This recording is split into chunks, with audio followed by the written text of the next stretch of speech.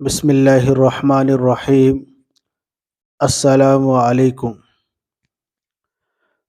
آپ علیہ الصلوۃ والسلام نے ارشاد فرمایا، رمضان المبارک میں 4 چیزوں کی کثرت کیا کرو۔ پہلی 2 چیزیں ایسی ہیں جن کے ذریعے تم اپنے رب کو راضی کرو گے، اور 2 چیزیں ایسی ہیں جن سے تم بے نیاز نہیں ہو سکتے۔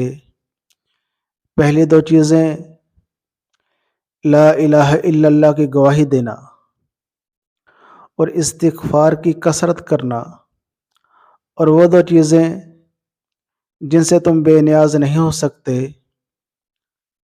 اللہ تعالیٰ سے جنت کا سوال کرو اور جہنم سے پناہ مانگو۔ اس مہینے کے اندر ان 4 چیزوں کی کثرت کرنی چاہیے۔ حدیث میں آتا ہے کہ جب آدمی 3 دفعہ یہ کہتا ہے یا اللہ مجھے جنت میں داخل کر دے، تو جنت کہتی ہے یا اللہ اس بندے کو جنت میں داخل کر دے۔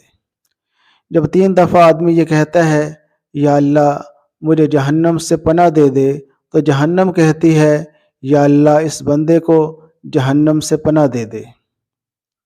افطار کے بارے میں ایک بہت اہم سوال ہے، جہاز میں افطار کرنے کا کیا حکم ہے؟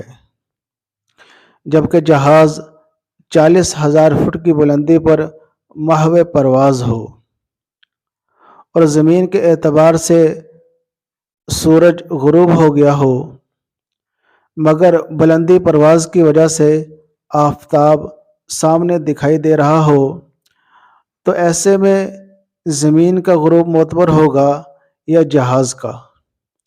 تو اس کے بارے میں کتابوں میں لکھا ہے کہ جب آفتاب سامنے دکھائی دے رہا ہو تو افطار کرنے کی اجازت نہیں ہے، اور جہاز والوں کا افطار کا اعلان کرنا محمل اور غلط ہے۔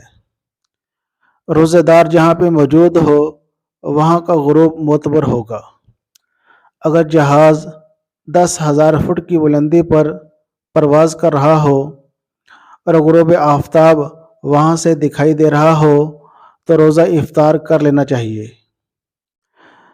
جہاں پہ جہاز پرواز کر رہا ہو وہاں کی زمین پہ غروب آفتاب ہو گیا ہو تو جہاز کے مسافروں کو افطار نہیں کرنا چاہیے۔ اللہ تعالیٰ عمل کی توفیق عطا فرمائے۔